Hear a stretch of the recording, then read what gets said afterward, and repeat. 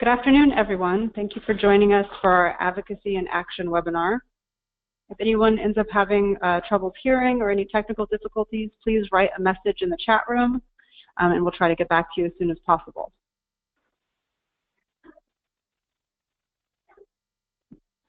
Great.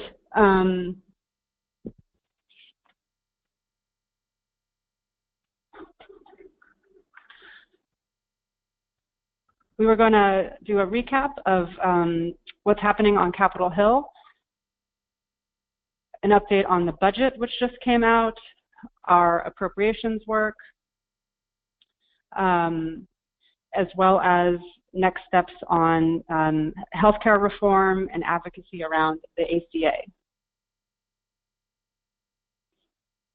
So right now, this week, it is so disconcerting to not be able to hear anyone. So if you do have any questions, Braden from our office will be able to write down your notes from the chat section and send that over to us to answer at the end of this session.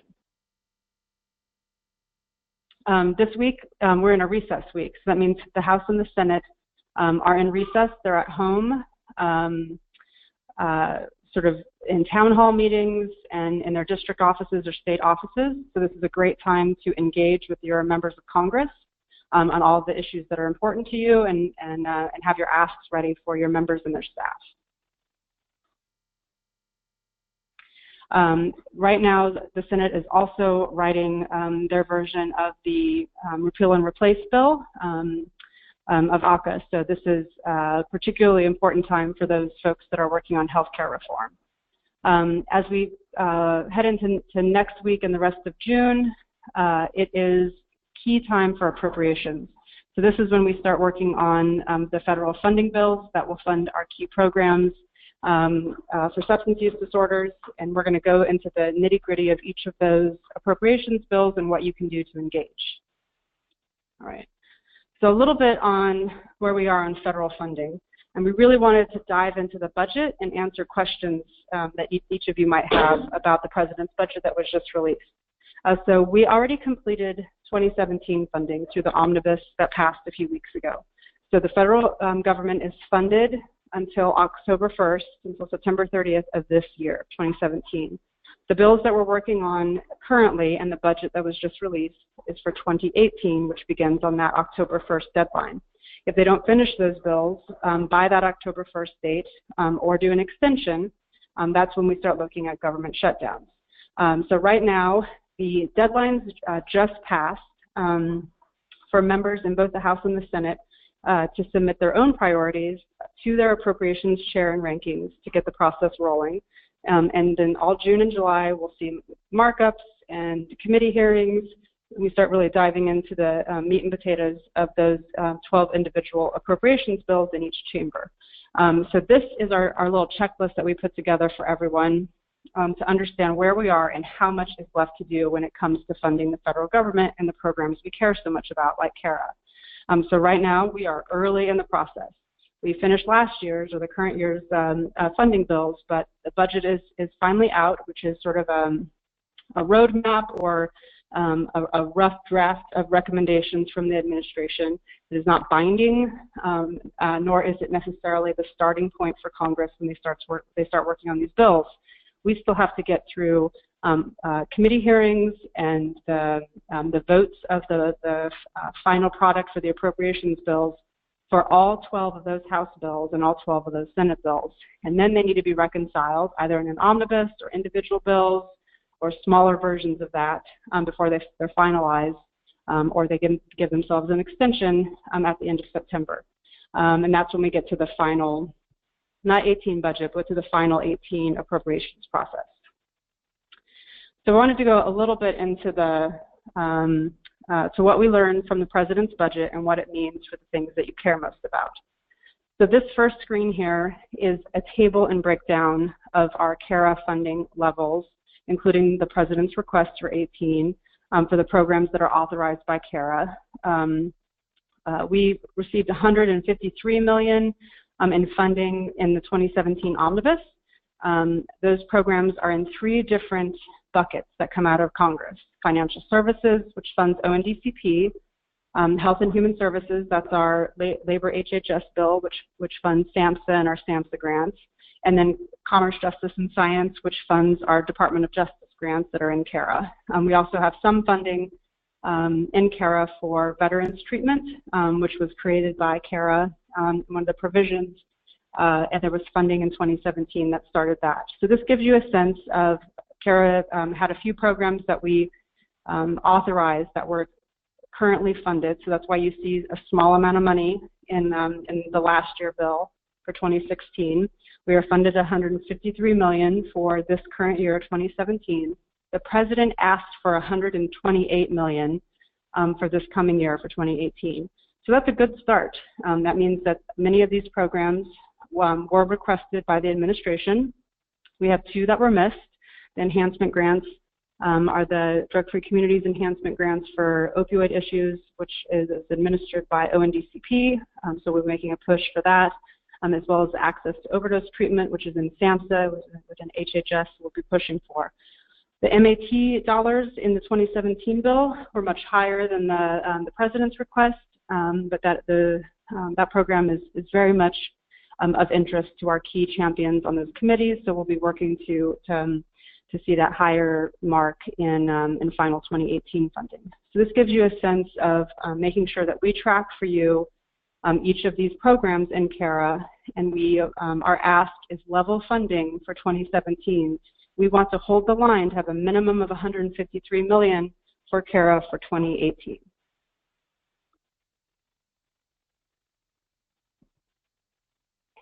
Oh, I'm having a hard time moving my slide. There we go. So treatment. So this shows you sort of the same breakdown of comparing our 2016 levels with our 17 omnibus, what we actually received for this current year, and then what the President requested. We saw and found that for the most part, the administration requested level funding and did not make cuts to our treatment programs. This is from the block grant, to those MAT programs, which is a little bit lower, mostly because they worked from the CR marks and not the increased numbers that we saw Congress put in for the omnibus. And things like prescription drug monitoring, RSAT, which is residential treatment behind the walls for states and counties. Our CDC programs received a bit of a hit from 107 million to 70 proposed by the administration, et cetera. The only program that was not included was that same one under CARA, which is access to overdose treatment. On the prevention side, you'll notice much fewer number of programs that we're tracking here. Drug-Free Communities program, the administration proposed a cut to that program, $5 million to reduce it to 92. Again, well loved by Congress, and so proposing level funding to make sure we restore that proposed reduction. And then also a large difference between 17 omnibus levels and the 18 budget request in the strategic prevention framework, and the RX carve-out is there, but the larger pot of money is reduced. The CARA enhancement grants, which went through ONDCP, were not included in the budget, so that's one area we need to fix and then reach out to Congress to make sure those dollars are restored. The recovery side, we had $3 million for the CARA Building Communities of Recovery program. The administration recommended $1 million for that program, so we'll be pushing for the larger mark. And then the existing Recovery Community Services program, that state program, was proposed at basically level funding. Research, one of the biggest concerns among some of our partners and stakeholders is the proposed reduction to NIDA, which is an institute in the NIH that provides research and data and information around substance use disorders. So there's a movement to make sure that we look at level funding and increasing that dollar amount for 18. And the criminal justice programs are everything from our burn JAG block grants to our drug court funding, to Second Chance, some of the carve-outs for substance use disorders and mental health, and our HIDA programs. So these are roughly the same. We saw some reductions, but again, the budget is a proposal. It is not binding, and is not necessarily what the Congress and our key appropriations chairs are starting with, even as they work on 18. So a little bit of what we wanted to explain, just to give some context, is when we built these programs, whether it's CARA or drug-free communities or the block grant, when we authorize them, it's sort of that outline. It's like building the car, and you go to the factory and it tells you what your specs are and how big the car is and how big the engine is and how many passengers it fits, and that's sort of the size of the program that you create. When the authorizers build that car, it doesn't have any gas in it. If you look at gas as the money that makes that program go. The next step is crossing the street or the other factory in the other part of town and making sure you go to the fueling station, which is appropriations, to make sure that you fill that car up.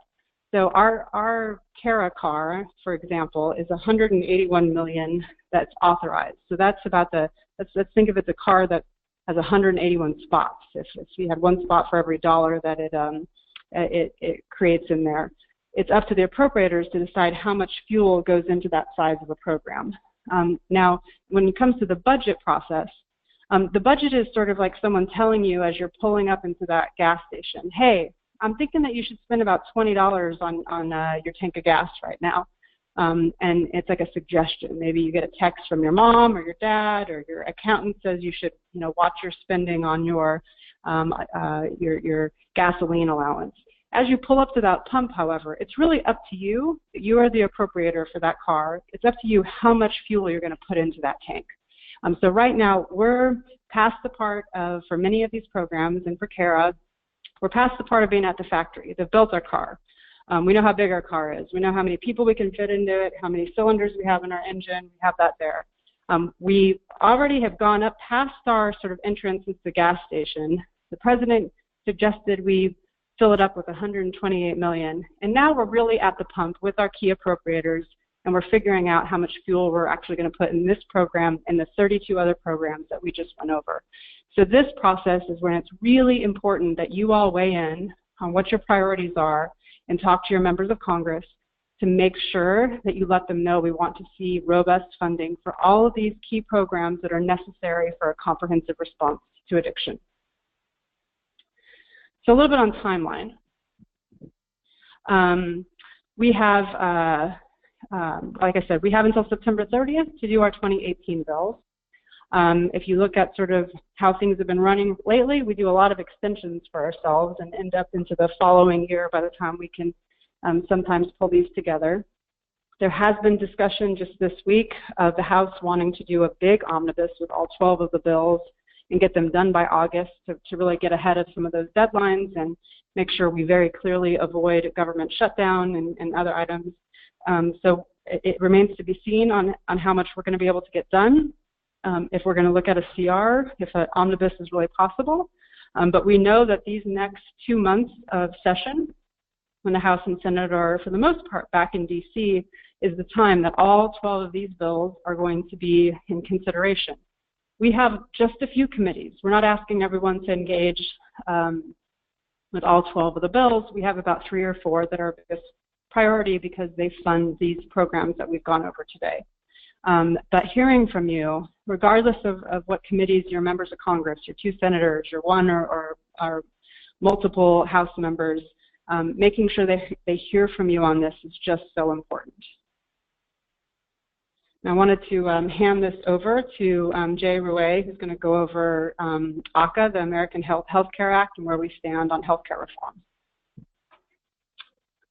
Thank you, Jess. So just a quick primer on some of the logistics of the legislation. The House passed their version of the American Healthcare Act on May 4th in a razor-thin margin of 217 to 213 votes. It now moves over to the U.S. Senate. There's a 13-senator working group that's been charged with holding internal meetings and deliberations on the legislation. They have set forth an internal timeline. They're looking at writing the bill this week. They're talking about putting a discussion draft out in the next 10 days or so we should be able to get a look at what some of the particulars could be on the Senate side.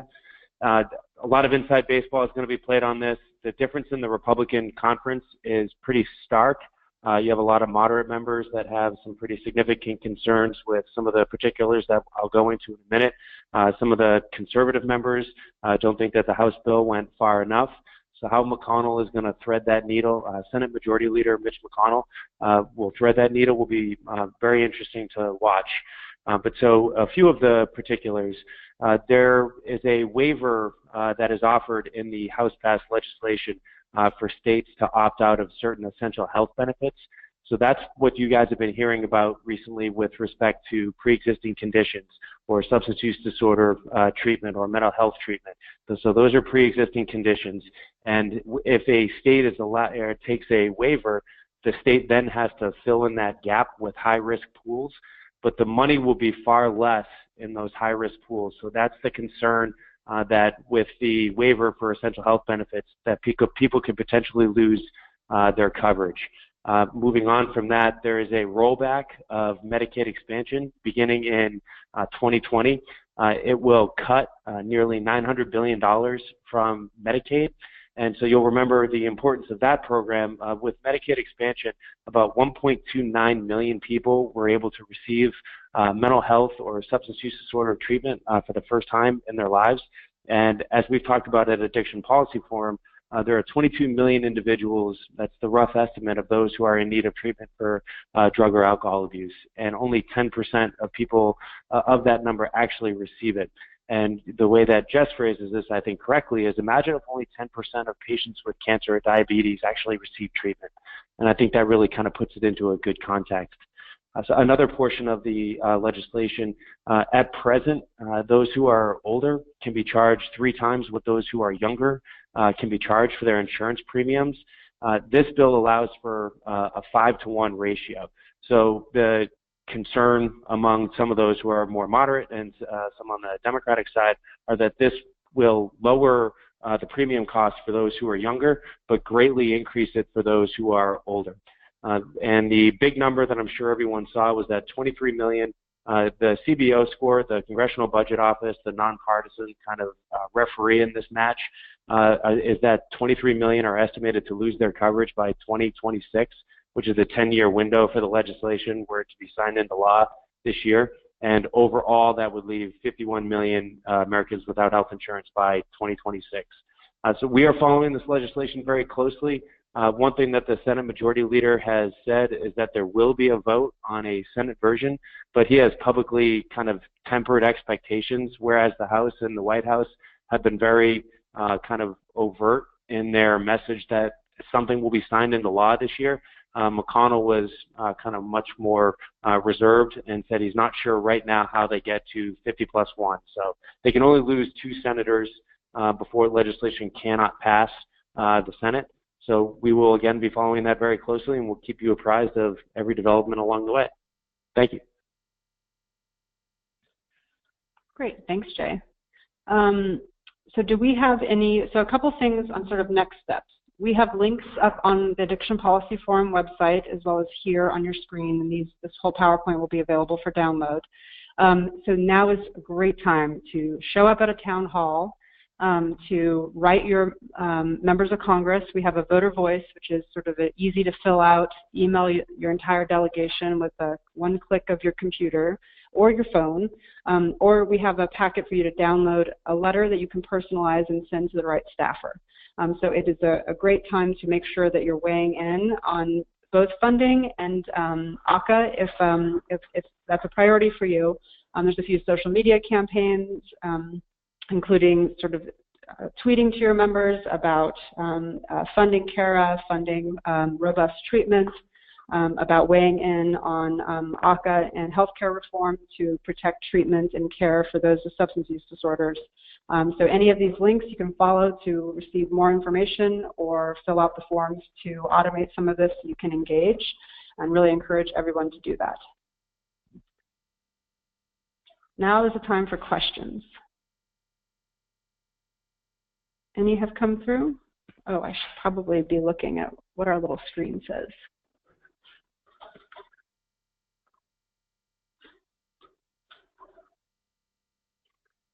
No questions?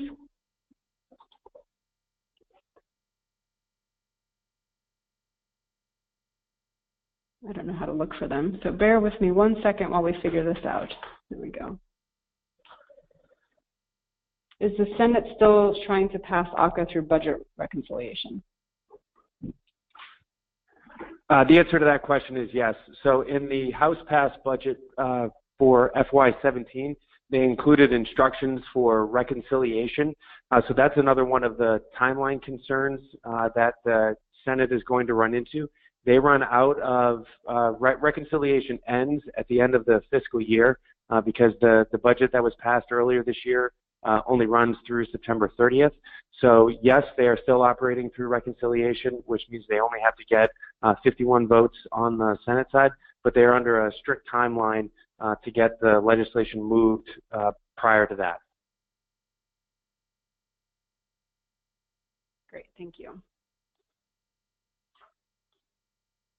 A few other items to note is, for the most part, the budget was in better shape than we had anticipated, potentially. So new administration, new leadership, and we saw a lot of our programs included in the proposal for funding.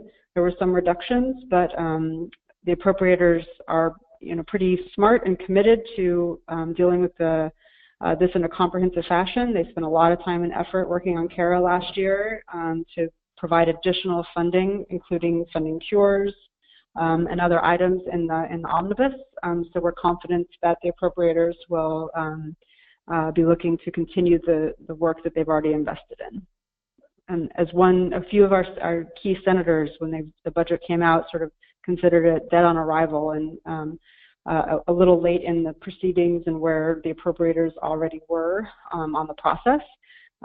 So that's a good sign that even for some of those programs, if you are tracking some that were proposed to have reductions, I think that if we all engage and make sure that we're advocating and going to those town halls and sending the letters and engaging with the chairman and those that are making those decisions, I think we can protect our programs. So the plan moving forward, if there's no more questions, is to have our next briefing on July 20th, an Advocacy and Action webinar. I have one more question. How does Governor Christie and the Opioid Commission align with our goals? Can't see the second part of that question. How do we avoid reinventing the wheel? The Addiction Policy Forum has been invited to provide some comments and recommendations to the opioid task force that the White House has initiated, and we'll be accepting and looking to you all for ideas and recommendations as we engage with them. I think that for a lot of what we've heard so far, they are talking about a comprehensive response. They talk about the need for treatment, prevention, recovery support, and law enforcement strategies and criminal justice reform. They have been supportive of Cara and the framework that was created in Cara. So we'll continue to report back to you and can dedicate maybe more of our July 20th webinar to what we've learned from the opioid task force and what we can expect from those recommendations. I think the thing to remember, and it's really important, is that regardless of where the task force is on their report, we have a lot of work to make sure that these resources actually go out to communities and have policies and other sort of priorities that have already been decided upon by Congress that we can engage in and not have to wait. So we'll keep moving towards those.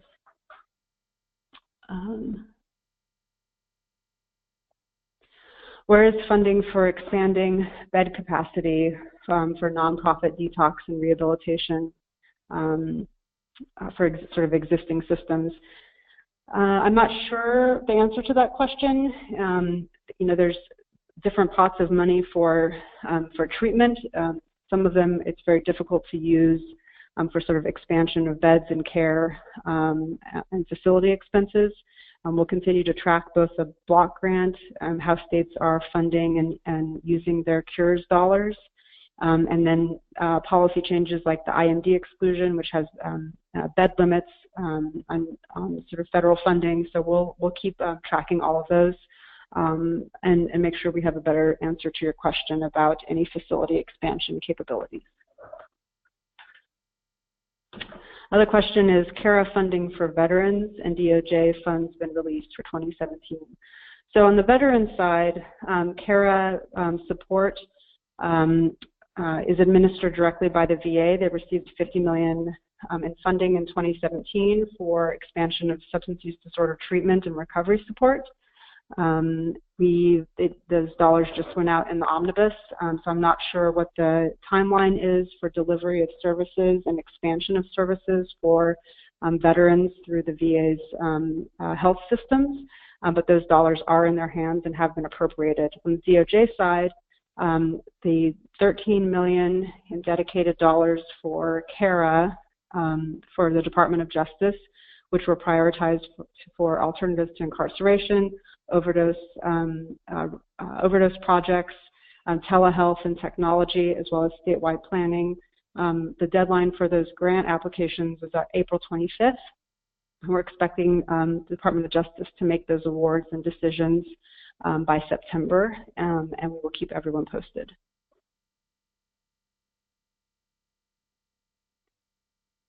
I have a question for Jay, a few more on ACA.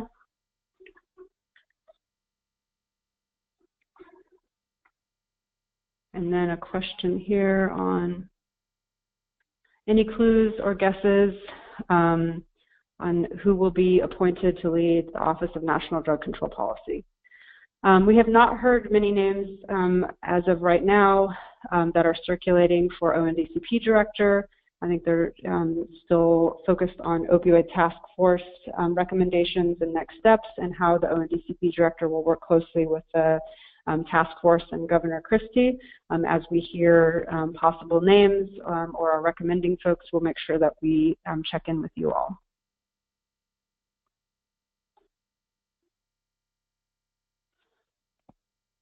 What does it mean to have to protect the $3 million for communities of recovery grants in 2017?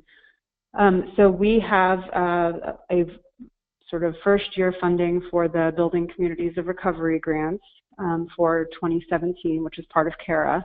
The administration proposed $1 million in funding for that. If we want to protect the $3 million, so that the level funding for next year, that means we need to weigh in with our members of Congress and our appropriators. In the House, that's Tom Cole from Oklahoma and Rosa DeLauro from Connecticut, I believe, are the ranking and the chair for our Labor HHS subcommittee that will determine and decide on the funding levels for the Department of Health and Human Services. So now is the time to weigh in to say that we want to see a minimum of $3 million appropriated for the Building Communities of Recovery program in 2018.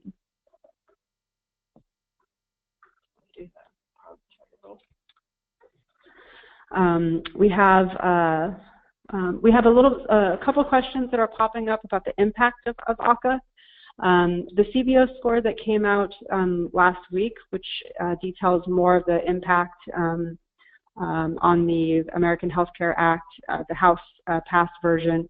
We're going to put up the fact sheets and the information about the CBO score and some of the details on the website, so folks can download the talking points and what the key messages are.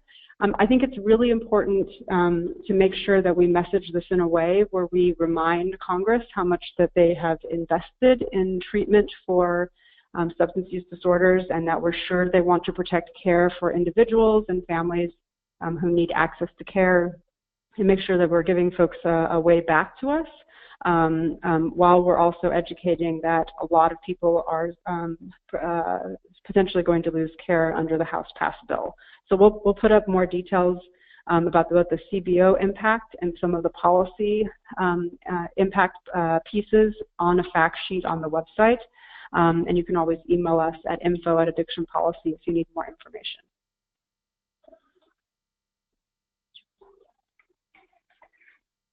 So the question is, do you know when the parliamentarian will rule whether the health care bill that will be drafted in the Senate is germane to go to the floor under reconciliation?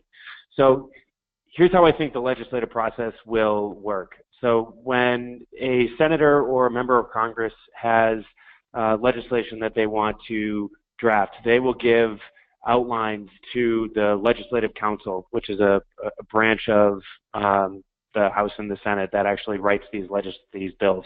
And what my gut tells me is that the people on Legislative Council will be working with the parliamentarian hand in hand to make sure that they're not going to put something on the floor that's going to embarrass their bosses, because they don't want something that's going to be stripped out they don't want to have a floor fight where something is going to be stripped out and could potentially embarrass their bosses.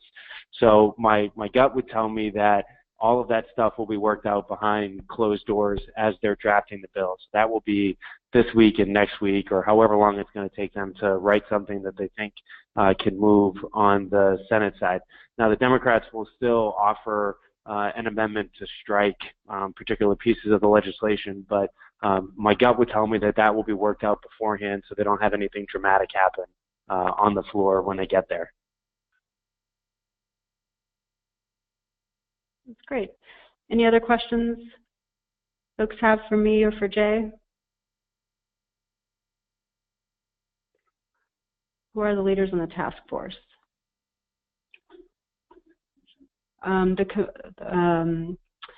So there's two working groups. One, there's the task force led by Governor Christie, and then we have a working group in the Senate working on ACA. That is led by Toomey and Portman, right? Are the two leads in the Senate that are crafting.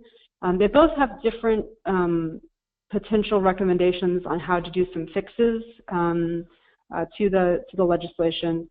Toomey is more in favor of changing the percentage of pay and pay-in by states to be a little bit closer to some current healthcare payouts between state and federal government shares. Right now, feds are paying about 90% of costs, while states are paying 10%. In other areas, the feds pay closer to 57%, I believe. So Toomey is pushing to have a little bit more equitable share between the federal government and states that opt in. Senator Portman is more looking at high-risk pools, yeah, and a longer phase out of Medicaid to give folks more time. So this is an example of there's very different ideas that are circulating by those two chairs of the working group. So weighing in, other folks include Capito, McCain, Collins, Enzi, I'm coming off the top of my head, Alexander, McConnell, Hatch, Thune, Cruz, Lee, Cotton, Gardner, Barrasso, and Cornyn.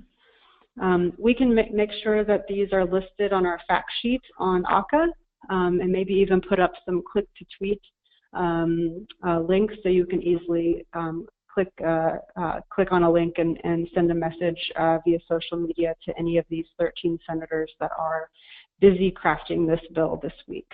On the opioid task force side by the administration, it's led by Governor Chris Christie, but they've also appointed Governor Charlie Baker from Massachusetts, Governor Roy Cooper from North Carolina, and then Patrick Kennedy, a former congressman from Rhode Island, Bertha Madras, a researcher from Harvard Medical School, and I think that's it as of today.